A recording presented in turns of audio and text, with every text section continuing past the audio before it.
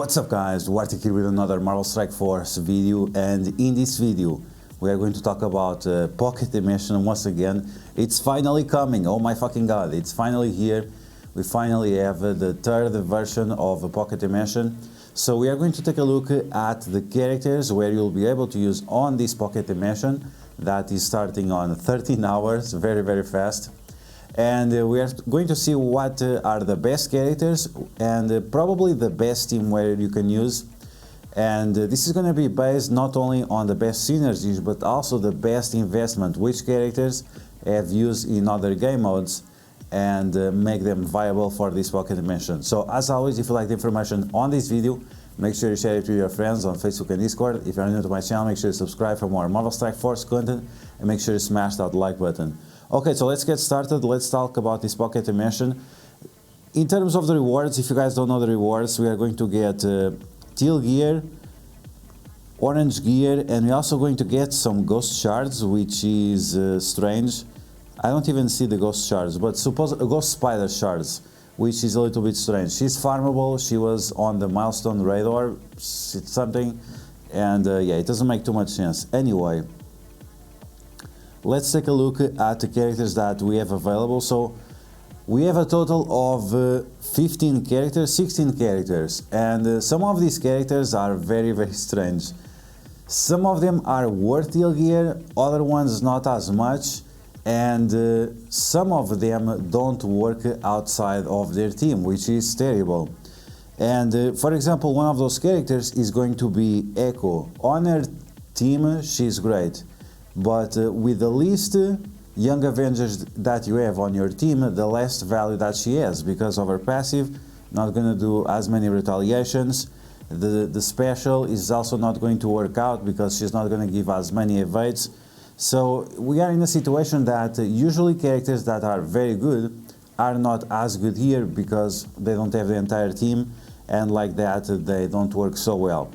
Now, characters that definitely work well is going to be characters like Ghost Rider, that on their own they can sustain themselves, and they also can give stats to themselves and apply negative effects to the enemies. So on the other hand, Ghost Rider is great with his team, but by himself is even better. Or it's not even better, it's still good. It's still good, that's what I meant. Okay, so let's talk about some of the combinations that we have here of characters. So for example, Colin Wing and Misty Knight. Unfortunately, they are not great because they need an additional Heroes for Hire character for them to be actually good. The passive of Colin Wing, whenever there are 3 Heroes for Hire characters, including herself, then she applies offense down to the enemies. So that's a very good mechanic, but unfortunately, because it's not going to be the case, her power is greatly diminished. Now with the Misty Knight, she gives speed up to Heroes for Hire characters, so it would be great if we had 3. And like that, it's also not going to be great. She's also very slow, so we need to protect her. And honestly, we don't have good protection here for her. So those characters we are going to put behind Colin Wing and Misty Knight. Now let's talk about Juggernaut. It doesn't have any synergy here. It doesn't have any good combination with any of these characters, so that's another character that we are going to skip for sure. Now, in terms of Spider-Punk, Spider-Punk unfortunately is not great. He was never great.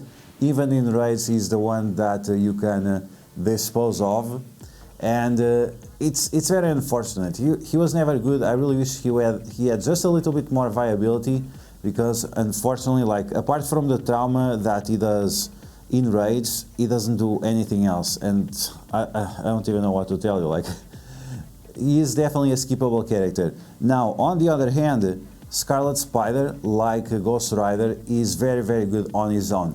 He gives stats to himself, he gives healing to himself, so he has some viability by himself on the situation of the Pocket Dimension. Okay, so other combination of characters we can talk about. We have Madeline Pryor and Strife. We have Mom and Son, and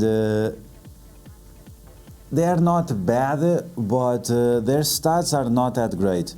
Without Mr. Sinister, they lose like 30% HP, and that's a big deal. Unfortunately, that's going to be a big deal. It's another 100,000 health, and they're also very slow, so unfortunately they are not great. You could still use them, but I don't think they have enough viability because they rely a lot on Mr. Sinister for healing, and the Strife gives barrier to himself, but that alone is just not enough. So unfortunately those two characters, while they are pretty decent, the fact that they are too slow and they have no sustain, so that's not going to be great. Now let's talk about Nico Minoru and Captain Marvel. So these characters are going to get a rework next patch, which supposedly comes within next week or so, probably after Pocket Dimension, which is super lame. It would be nice to use Nico Minoru and Captain Marvel after they have the rework. Once again, Scopely made completely nonsensical situation where these characters are used for Pocket Dimension without their rework. So, without their rework, Nico Minoru is 100% trash. She's very fast, but she doesn't provide anything for the team. It's very hard to justify right now to invest in her. When the patch comes live and we have the reworks for them, then we are going to talk about that once again. But right now, unfortunately, it's not the case. Now, Captain Marvel is a different story. Captain Marvel, she's super beefy.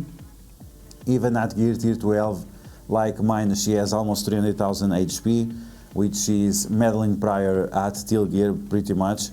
And she gives herself armor, she gives herself focus, resistance, and she also has 20% healing on turn. So this gives her the sustain that she needs in order to participate in this kind of events. Okay, so with that in mind, okay, let's talk also about Ultron. Is probably the only character we have left to talk about. Ultron is 100% trash.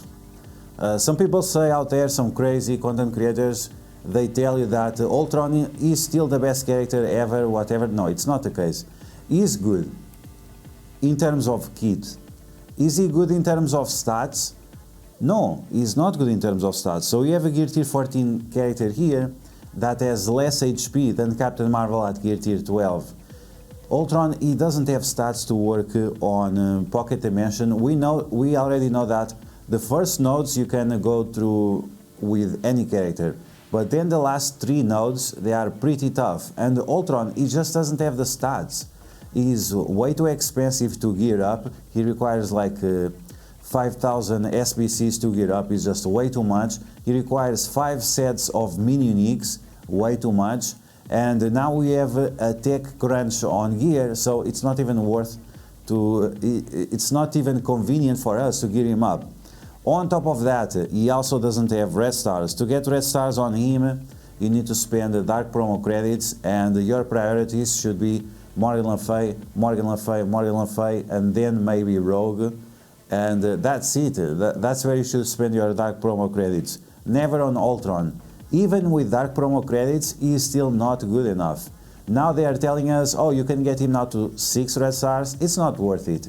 It's 100% nonsensical. Until this guy has a rework to his stats, then he's pointless. His kit is good, the minions are good, all of that, yes, that's true. The problem is the kit is just too bad, and if he dies, it's over. You don't have any way to protect him, and you could possibly use it, very possibly, but I just don't feel it, because in Pocket Dimension, on the last node, the enemies, they do so much damage that I just don't see it. I'm not gonna say it's impossible. I'm not gonna say it's impossible. I just feel like it's very unlikely. And finally, we have Hulkbuster and Vision. So those are 2 new characters. Those are characters that you need to gear up, at least to gear tier 15 if you want to do the Doom raids on the Doom 3 raids. And to difficulty 3, 4, and 5, you have to use this team. And they are also used for the Death Horseman, for the Scourge, for the Death Horseman. So investing on them is going to be fine. Okay, so with all of this in mind, with all this information, which is the best team that we can do? Let's do just that. Let's create a team. And we are also going to make the best position, because the position of the characters for this specific situation is going to be very important. Okay, so let's do like this. Heavy metal, where is this? Okay, so here we go. So, thinking about what I just mentioned of each of the characters, and thinking about what makes sense to invest in. Some characters, they are used for different scourges, so at some point you have to invest on them at least a little bit. We are going to use, let's just drop some characters here. So we are going to use Hulkbuster. I think it makes sense. He gives barrier to any ally that he has. It doesn't matter if it's Avenger or not. He gives barrier to all allies with his ultimate and with his special, so that's gonna be something good. Now with V-Vision, she's part of the team, right? So it would be nice for her to be on this team as well. Okay, so let me think about the positioning. Now we are also going to use Ghost Rider, and the reason why, it's because whenever you apply negative effects to the enemies, he gets more turn meter. This works on every game mode. And he also gets drain, so we're gonna take advantage of that drain for sustain. Okay, cool. So now we are going to, let me think. We are going to put Dr. Voodoo here. Dr. Voodoo is going to give barrier to adjacent allies to himself and also to other Dark Hunter allies. Ghost Rider is a Dark Hunter, so that means he will get a barrier even without being adjacent to him. Okay, so now we are going to put Scarlet Spider here. Like I mentioned before, he has his own sustain, he applies negative effects, so that's going to benefit Dr. Voodoo and also Ghost Rider. And because of he applies defense down, that is going to increase our damage and it's going to decrease our requirement for focus. And finally, as you can expect, we are going to put V-Vision here. She's going to get a barrier from Hulkbuster, and like this, she's also going to get a barrier from Dr. Voodoo. And based on the characters that we have available with this tag, I think this is going to be overall the best team. Now, if you have a very, very big Captain Marvel, you should use Captain Marvel instead of Scarlet Spider, but I think overall in terms of investment, Scarlet Spider is going to be a best option, more reliable than Captain Marvel, because he's required for a Scourge as a main team. The Captain Marvel, she was a secondary option for the Famine Scourge. Scarlet Spider was the main option for the Famine, for the Pestilence Scourge, and is also part of the Array team. So if you are doing Doom 2 or Doom 3, Scarlet Spider is going to be the best option. So overall, we have the best team, not only in terms of investment. All these characters are required for the different Scourges, for the Pestilence Scourge mostly, and also for the Death Scourge. And we have also 3 characters that required in raid. So overall, I think this is going to be the best team. Once again, if you have a very big Captain Marvel user instead of the Scarlet Spider. But I think between the synergies of the characters that we have available, this is going to be the best team. This is going to be the best position for the most characters to have additional barrier. Maybe you could put Dr. Voodoo in this situation. So let's imagine like this. And this is in case, let's do actually like this. This is in case your Hulkbuster is very, very low and you think you'll need additional barriers. So this is the secondary position in case your Hulkbuster is very, very low. Otherwise, I think the best option is going to be Dr. Voodoo here, Scarlet Spider here, V-Vision and Ghost Rider. So I'm gonna save this team, and we'll be live at 5 probably using this team, and then we'll upload to the channel. So if you guys want to check out that live, make sure you tune in for the live stream. It will be on YouTube and it will also be on Twitch. Otherwise, you can check out after in the channel. And that's going to be the video, guys. I hope you guys enjoyed it. If you did, make sure you smash that like button, and if you found the video helpful, Make sure you share it with your friends on Facebook and Discord. If you're new to my channel, make sure you subscribe for more Marvel Strike Force content, and I will catch you guys later.